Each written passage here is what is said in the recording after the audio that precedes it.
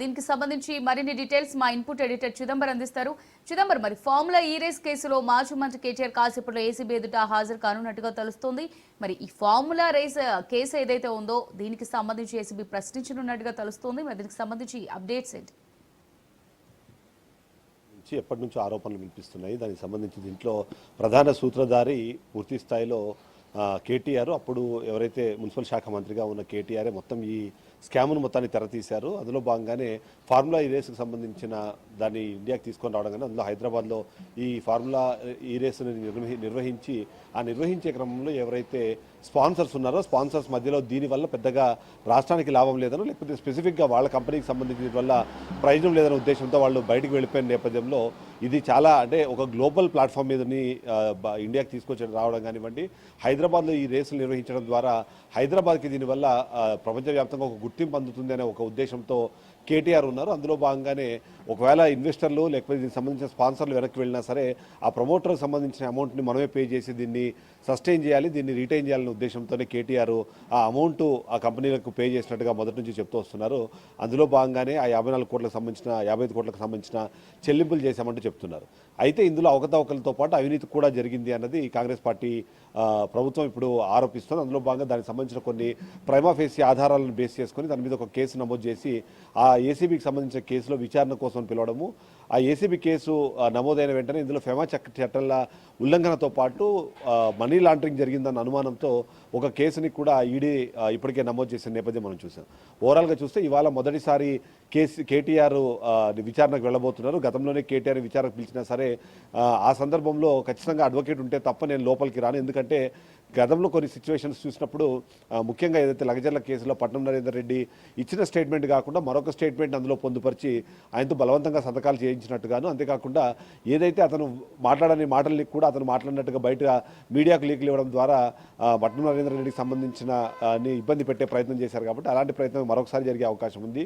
నేను మాట్లాడిన మాటలు కాకుండా వేరే విషయాల్ని బయటికి తీసుకెళ్లడం ద్వారా నా ప్రతిష్టకు భంగం వాడి ప్రయత్నం చేస్తారనే ఉద్దేశంతోనే ఖచ్చితంగా నాతో పాటు ఒక అడ్వకేట్ ఉండాల్సింది, అడ్వకేట్ సమక్షంలో మాత్రమే నన్ను విచారించాలంటూ తాను గతంలో జరిగిన విచారణకు హాజరైన దాదాపు 40 నిమిషాల పాటు రోడ్డు పైన ఉండే లోపలికి వెళ్లకుండా ఆగిన పరిస్థితి మనం చూస్తున్నాం. కానీ ఈసారి హైకోర్టు ఇందులో ఇంటర్వ్యూన్ అయింది. హైకోర్టుకి ఏదైతే నిన్న లంచ్ మోషన్ పిటిషన్ దాఖలు చేసిన కేటీఆర్కి అడ్వకేట్ని అలౌ చేస్తాం, కానీ అడ్వకేట్ని ఇన్వెస్టిగేషన్ రూమ్లో కూర్చోడానికి మాత్రం పర్మిషన్ ఇవ్వకుండా కొద్ది దూరం నుంచి విజిబిలిటీ ఉన్న దూరం నుంచి ఆయన కూర్చోబెట్టేలాగా, అందులో ముఖ్యంగా ఏదైతే ఏసీబీ ఆఫీస్లోని లైబ్రరీ నుంచి ఇన్వెస్టిగేషన్ రూమ్ అనేది చాలా క్లియర్గా కనిపిస్తుంది కాబట్టి అక్కడ కూర్చోడానికి ఏర్పాట్లు చేసేలాగా, అలాగే ఆడియో అలాగే వీడియోలను రికార్డ్ చేసి వాటిని ఫర్దర్ సబ్మిట్ చేసేలాగా ఒక తీర్పునిచ్చిన నేపథ్యంలో ఇప్పుడు ఆ ఏసీబీ విచారణకు కేటీఆర్ హాజరవుతున్నారు. విచారణకు హాజరయ్యే క్రమంలో ఏదైతే ప్రశ్నలు అడగబోతున్నారో దానికి సంబంధించి ఇప్పటికే ఒక ప్రణాళిక సిద్ధం చేసుకుంది ఏసీబీ. ముఖ్యంగా ఏదైతే గ్రీన్ కోకి సంబంధించిన 41 కోట్లకు సంబంధించిన ఏవైతే బాండ్స్ వచ్చాయి ఎలక్టోరల్ బాండ్స్కి అలాగే 54 కోట్ల రూపాయల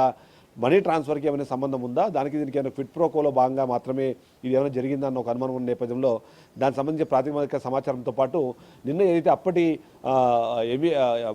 మున్సిపల్ అడ్మినిస్ట్రేషన్ అలాగే హెచ్ఎండిఏ కమిషనర్గా ఉన్న అరవింద్ కుమార్ నిన్న ఇచ్చిన సమాధానాలు కానివ్వండి, ఆయన చూపించిన సాక్ష్యాలు ఏవైతే ఉన్నాయో ఆధారాలను బేస్ చేసుకొని వాటన్నింటినీ ముందు పెట్టి ప్రశ్నించే అవకాశం ఉంది. అందులో భాగంగా ఇప్పటికే ఒక ప్రశ్నావళిని ఇప్పటికే రెడీ చేశారు. అందులో చాలా క్లియర్గా గ్రీన్ కోకి అలాగే ఈ ఇష్యూకి సంబంధించి ఏమైనా కనెక్షన్ ఉందా, దాంట్లో క్విడ్ ప్రో కోలో భాగంగానే బీఆర్ఎస్ పార్టీకి ఎలక్ట్రల్ బాండ్స్ ఏమైనా ఇచ్చారన్న విషయంపైన చర్చించే అవకాశంతో పాటు అది ప్రతి ఒక్కరికి చాలా క్లియర్గా తెలుసు. హెచ్ఎండిఏ నామ్స్ ప్రకారం 10 కోట్లకు మించి ఏదైనా అమౌంట్ ట్రాన్స్ఫర్ చేయాలంటే ఖచ్చితంగా అది క్యాబినెట్ అప్రూవల్ ఉండాలి. క్యాబినెట్ లోట్ లేకుండా క్యాబినెట్ అప్రూవల్ లేకుండా అమౌంట్ ఎలా ట్రాన్స్ఫర్ చేశారు, దానికి సంబంధించి మీరు ఇచ్చిన ఇన్స్ట్రక్షన్స్ ఏంటి, ఆ ఇన్స్ట్రక్షన్స్లో ఫోర్స్ఫుల్గా ఏమైనా చేశారన్న విషయాన్ని కూడా అడిగే అవకాశం ఉంది. అంతేకాకుండా అప్పుడు ఎలక్షన్ కోడ్ అమల్లో ఉండగా క్యాబినెట్ అప్రూవల్ లేకుండా అమౌంట్ ట్రాన్స్ఫర్ చేయమని చెప్పి ఎలాంటి ఆదేశాలు ఇచ్చారు, ఎందుకు ఆ ఆదేశాలు ఇవ్వాల్సి వచ్చిందన్న విషయంపైన కూడా క్లారిటీ తీసుకునే అవకాశం ఉంది. దీంతో పాటు చెప్పండి దీంతో పాటు ఏదైతే ఇప్పటికే వీళ్ళు ఇచ్చిన సమాచారం ఏదైతే ఉందో సమాచారం కానీ సమాధానాలు కానీ వాటిని అదే సిమిలర్ ప్రశ్నలు కేటీఆర్ అడగడం ద్వారా వాళ్ళు ఇద్దరు ఇచ్చే సమాధానాలను సరిచూసుకునే అవకాశం కూడా మనకు కనిపిస్తుంది. అమృత రైట్ చిదంబర్, ఇప్పుడు చూసినట్టయితే బీఆర్ఎస్ నేతలు అంటే మనం ఇంతకుముందు విజువల్స్లో చూసినప్పుడైనా బీఆర్ఎస్ నేతలు ఏం చెప్తున్నారు, ఇది ఒక వట్టి ఫాల్స్ కేసు, అసలు ఇందులో నిజం లేదు, ప్రభుత్వం కుట్రపూరితంగానే కేటీఆర్ ఇందులో ఇరికిస్తోంది, అరెస్ట్ చేయాలని భావిస్తోంది అని చెప్తున్నారు. బట్ ఇటు అరవింద్ కుమార్ ఇచ్చిన స్టేట్మెంట్ కానీ ఇచ్చిన కీలక ఆధారాలను చూసినట్టయితే ఆ రికార్డ్ చేసిన ఆధారాలను పరిశీలించినట్టయితే పోలీసులు ఏసీబీ ఏం చెప్తుంది, కేటీఆర్ ప్రమేయం ఉందని అరవింద్ కుమార్ చెప్పినట్టుగా చెప్తుంది. అసలు ఎలా చూడొచ్చు అంటారు ఈ రెండింటిని? అంటే ఈ కేసుకు సంబంధించి మొదట్లో ప్రస్తావన వచ్చిన సందర్భంలో కూడా కేటీఆర్ బహిరంగంగానే చెప్పారు, ఆ 55 కోట్ల రూపాయల అమౌంట్ని నేనే ట్రాన్స్ఫర్ చేయమని చెప్పాను. కారణము ఏదైతే ఫార్ములా ఈ రేస్ అన్న దానికి సంబంధించి దేశవ్యాప్తంగా ప్రపంచవ్యాప్తంగా చాలా దేశాలు దీనికోసం పోటీ పడ్డాయి. అందులో కొన్ని నగరాలు అయితే కేవలం ఈ ఫార్ములాకు సంబంధించి ఏదైతే ఫార్ములా 1 ఏదైతే ఉంటుందో ఫార్ములా 1కి సంబంధించి ఆ రేసులు నిర్వహించడం ద్వారానే ప్రపంచవ్యాప్తంగా గుర్తింపు పొందాయి. కాబట్టి అలాంటి అవకాశము హైదరాబాద్కి వస్తే దాన్ని ఉపయోగించుకోవాలనే ఉద్దేశంతో, అంతేకాకుండా అలాంటి పరిస్థితులు హైదరాబాద్లో ఉన్నాయి కాబట్టి వాటిని ఉపయోగించుకొని హైదరాబాద్కి సంబంధించి లాభం చేకూర్చేలాగా, ముఖ్యంగా తెలంగాణ రాష్ట్ర ప్రభుత్వానికి దాదాపుగా 700 కోట్ల వరకు లాభం వచ్చే అవకాశం ఉంది. దానికి సంబంధించిన స్పాన్సర్స్ కానివ్వండి, లేకపోతే రేసు నిర్వహించిన టైంలో వచ్చే టికెట్ డబ్బులు కానివ్వండి, దాని ద్వారా 7 కోట్ల రూపాయలు కలెక్ట్ అయ్యే అవకాశం ఉంది. కాబట్టి అందుకోసం మాత్రమే ఆ రోజు పరిస్థితుల్లో గ్రీన్కో ఏదైతే అప్పటికే ప్రధాన స్పాన్సర్గా ఉన్నారో ఆ స్పాన్సర్ వెనక్కి తగ్గిన నేపథ్యంలో అమౌంట్ ఒకవేళ ఆ నిర్వాహకులకు చెల్లించకపోతే ఈ రేసుకు సంబంధించిన అగ్రిమెంట్ ఏదైతే ఉందో అది క్యాన్సిల్ అవుతుంది. ఆ క్యాన్సిల్ అవ్వకుండా ఉండాలి అంటే అమౌంట్ పే చేయాలి. కాబట్టి ఆ కారణంతోనే క్యాబినెట్ అప్రూవల్ లేకపోయినా సరే నేనే ట్రాన్స్ఫర్ చేయమని చెప్పాను అని గతంలోనే చెప్పారు. అయితే దీనికి సంబంధించి ఇప్పుడు మాత్రము ఒక కొత్త వర్షన్ తెరపైకి తీసుకొచ్చే ప్రయత్నం అయితే చేస్తున్నారు. అందులో క్యాబినెట్లో మినిస్టర్గా తను ఏదైనా సమాచారం ఇచ్చినా లేకపోతే ఏదైనా ఆదేశాలు ఇచ్చినా సరే ప్రాసెస్ని ఫాలో చేయాల్సింది అధికారులు మాత్రమే. కాబట్టి ఆ అధికారులు ప్రాసెస్ ఫాలో చేయకపోతే దానికి నన్ను ఎట్లా బాధ్యుని చేస్తారు అన్నది మొదటి ప్రశ్నగా ఆయన దగ్గర నుంచి కనిపిస్తుంది. రెండోది 55 కోట్లకు సంబంధించి ఏదైతే ట్రాన్స్ఫర్ జరిగిందో అది కేవలం ప్రభుత్వం నుంచి ఒక ప్రైవేట్ ఆర్గనైజేషన్కి వెళ్ళింది. అంతేగాని తనకు కానీ తన కుటుంబానికి కానివ్వండి దానివల్ల ఎలాంటి లబ్ధి జరిగే అవకాశం లేదు. అలాంటప్పుడు ఎలా దాన్ని అవినీతి పరిధిలోకి తీసుకొస్తారో అన్నది మరొక ప్రశ్న. మరొక కీలకమైన ప్రశ్న, ఏదైతే ఈయన రాజకీయ నాయకుడిగా ఉన్నారు, ఏసీబీ అన్నది ప్రభుత్వ ఉద్యోగులు ఏదైతే అవకతవకలకు కానివ్వ అవినీతికి పాల్పడతారో దానిపైన విచారణ చేసేందుకు ఏర్పాటు చేసిన ఒక సంస్థ. అలాంటి సంస్థ ద్వారా నా మీద ఎలా చేస్తారు, అందుకని సెక్షన్ 409 నాకు వర్తించదు, అలాగే BNSS 13(1)(2) ఏదైతే ఉందో అది కూడా నాకు వర్తించదు అనే విషయం పైన చెప్పి హైకోర్టుకు వెళ్ళడం జరిగింది. అయితే క్వాష్ పిటిషన్ కొట్టేసే సమయంలో కూడా దీంట్లో ఆధారాలు ఉన్నాయి కాబట్టి విచారణ చేసి ఫైనల్లో రిపోర్ట్ తర్వాతనే ఆయన నిందితుడా కాదన్నది తెలుస్తుంది. కాబట్టి అప్పటి వరకు దీని విచారణ కొనసాగాలన్నది హైకోర్టు చేసిన వ్యాఖ్య. ఈ సందర్భంలోనే ఏసీబీ అయితే చాలా క్లియర్గా ఉంది. కేటీఆర్ ఏదైతే చేసిన వ్యాఖ్యలు కానివ్వండి, అతను ఆ సందర్భంలో వ్యవహరించిన తీరు కానివ్వండి, ఇది ఖచ్చితంగా అవినీతికి ఆస్కారం ఉన్న పరిస్థితి. ఆ 55 కోట్లలో కొద్ది అమౌంట్ స్పాన్సర్స్కి వెళ్ళిన తర్వాత గ్రీన్కో నుంచి మళ్ళీ అమౌంట్ రిటర్న్ వచ్చింది. కాబట్టి ఇది క్విట్ ప్రోకో దీంట్లో ఉంది కాబట్టి ఖచ్చితంగా ఇది అవినీతి కేసు అవుతుంది. అయితే బీఆర్ఎస్ నాయకులు చెబుతున్నట్టుగా ఇందులో అసలు అవినీతి అన్నదానికి ఆస్కారమే లేదు. ఏదైతే అలసత్వం కానివ్వండి లేకపోతే జరగాల్సిన ప్రొసీజర్ ల్యాబ్స్ ఉన్నప్పుడు ప్రొసీజర్ ల్యాబ్స్కి సంబంధించి అది అధికారులు దానికి బాధ్యులు అవుతారు తప్ప దానికి సంబంధించి ఆదేశాలు ఇచ్చిన రాజకీయ నాయకులు కానివ్వండి లేకపోతే అప్పుడున్న క్యాబినెట్ కానీ దానికి బాధ్యత వహించాల్సిన అవసరం లేదు అన్నది బీఆర్ఎస్ పార్టీ చెప్పే ప్రయత్నం చేస్తుంది. ఈరోజు విచారణ తర్వాత ఈయన ఇచ్చే సమాధానాన్ని బట్టి ఏం జరగబోతుందనేది మనం చూడాల్సిన అవసరం కనిపిస్తుంది. Amulya. Right, thank you Chidambaram.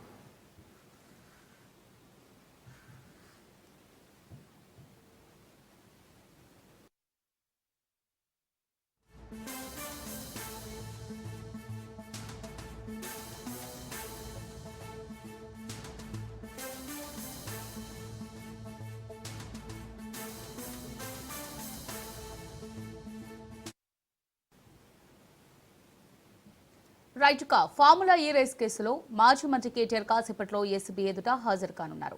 Formula ఈ రేసుపై కేటీఆర్ ను ఏసీబీ ప్రశ్నించనుంది.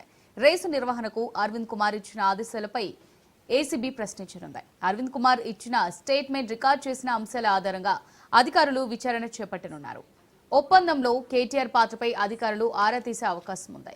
విదేశీ సంస్థకు నగదు చెల్లింపులో కేటీఆర్ ఇచ్చిన ఆదేశాలపై ప్రశ్నించే అవకాశం ఉంది. కేటీఆర్ విచారణ దృష్ట్యా అధికారులు పోలీసులు అప్రమత్తం చేశారు. బంజారాహిల్స్లోని ఏసీబీ ఆఫీసు వద్ద భారీ భద్రత ఏర్పాటు చేశారు.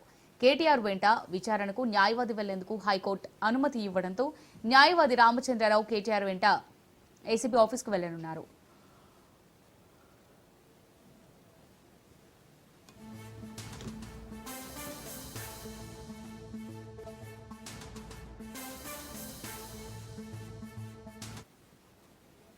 కేటీఆర్ పై ఏసీబీ కొన్ని కీలక ఆరోపణలు చేస్తోంది. అనుమతి లేకుండా హెచ్ఎండీఏ నిధులు విదేశీ సంస్థకు పంపారని, ఇలాంటి అగ్రిమెంట్ లేకుండా చెల్లింపులు చేశారని, ఎన్నికల కోడ్ అమల్లో ఉన్నప్పుడు చెల్లింపులు చేశారని ఏసీబీ ఆరోపిస్తోంది. అంతేకాక అగ్రిమెంట్లపై కాంపిటెంట్ అథారిటీకి సమాచారం ఇవ్వకపోవడం, అగ్రిమెంట్లో పార్టీ కాకుండా హెచ్ఎండీఏ నుంచి నిధులు చెల్లించారని ఏసీబీ ప్రధాన ఆరోపణలు చేస్తోంది.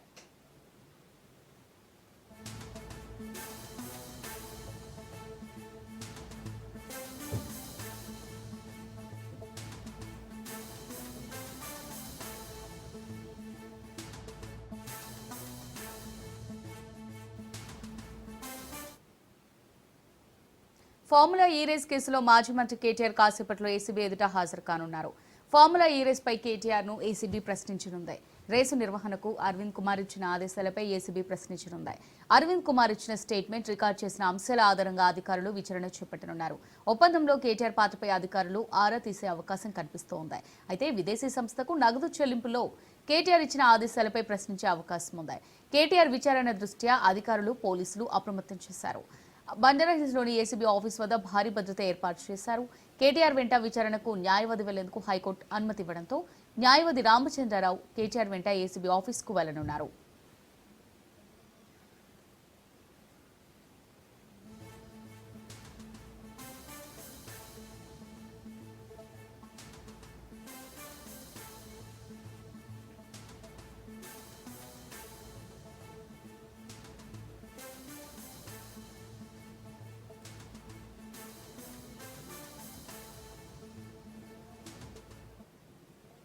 కేటీఆర్ పై ఏసీబీ కొన్ని కీలక ఆరోపణలు చేస్తోంది. అనుమతి లేకుండా హెచ్ఎండిఏ నిధులు విదేశీ సంస్థకు పంపారని, ఎలాంటి అగ్రిమెంట్ లేకుండా చెల్లింపులు చేశారని, ఎన్నికల కోడ్ అమల్లో ఉన్నప్పుడు చెల్లింపులు చేశారని ఏసీబీ ఆరోపిస్తోంది. అంతేకాక అగ్రిమెంట్పై కాంపిటెంట్ అథారిటీకి సమాచారం ఇవ్వకపోవడం, అగ్రిమెంట్లో పార్టీ కాకుండా హెచ్ఎండిఏ నుంచి నిధులు చెల్లించారని ఏసీబీ ప్రధాన ఆరోపణలు చేస్తోంది.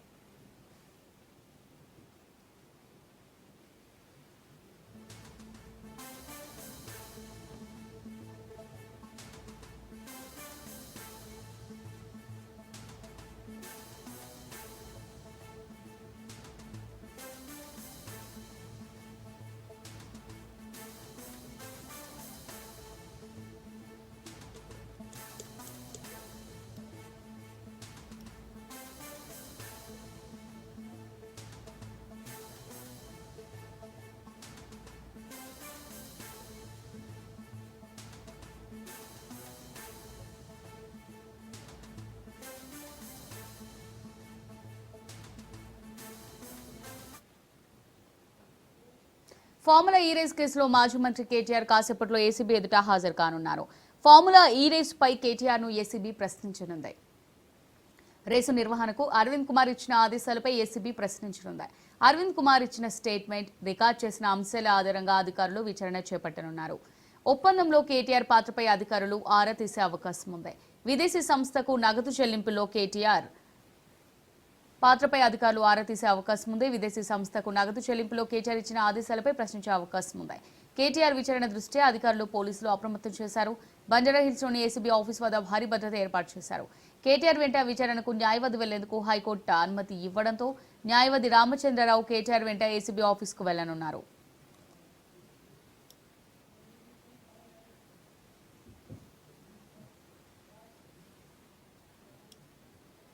కేటీఆర్ పై ఏసీబీ కొన్ని కీలక ఆరోపణలు చేస్తోంది. అనుమతి లేకుండా హెచ్ఎండిఏ నిధులు విదేశీ సంస్థకు పంపారని, ఎలాంటి అగ్రిమెంట్ లేకుండా చెల్లింపులు చేశారని, ఎన్నికల కోడ్ అమల్లో ఉన్నప్పుడు చెల్లింపులు చేశారని ఏసీబీ ఆరోపిస్తోంది. దీనికి సంబంధించి మరిన్ని డీటెయిల్స్ మా రిపోర్టర్ పవన్ లైవ్ ద్వారా అందిస్తారు.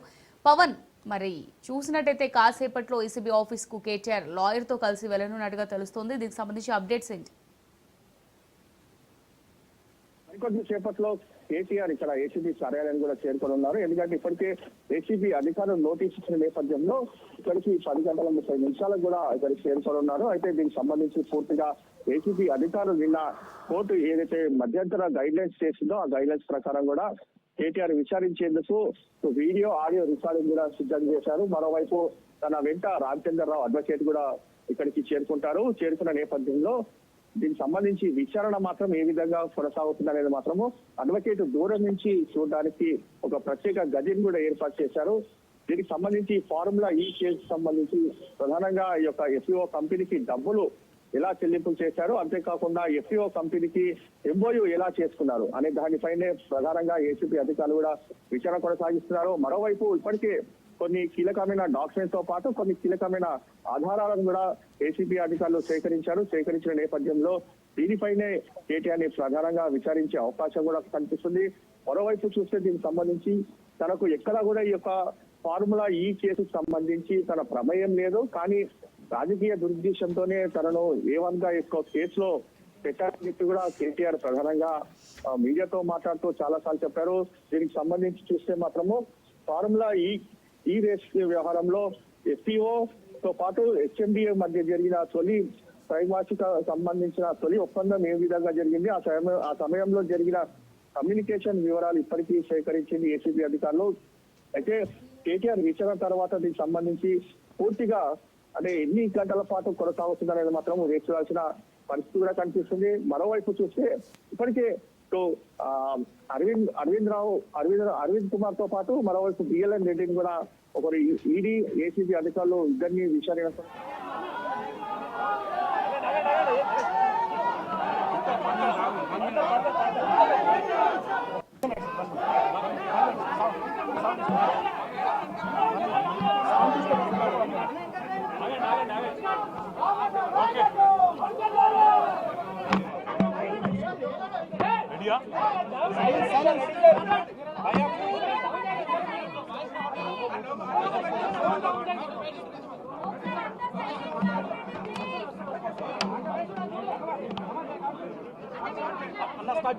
తెలంగాణ బిడ్డగా ఒక సౌండ్ తగ్గితే ఒక తెలంగాణ బిడ్డగా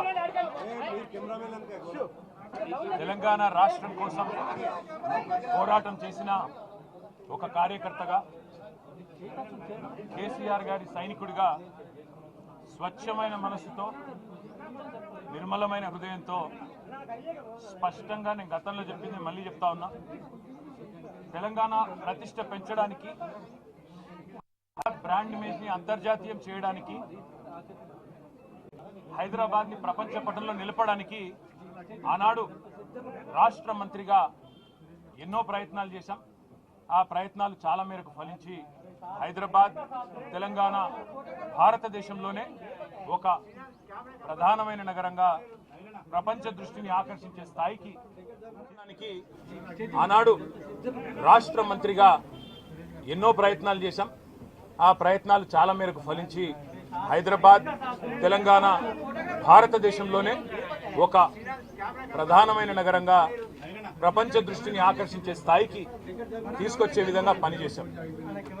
మేము 9.5-10 ఏళ్ల కాలంలో మా ప్రభుత్వం ఉన్నప్పుడు మా బావమరుదులకు 1137 కోట్ల కాంట్రాక్ట్లు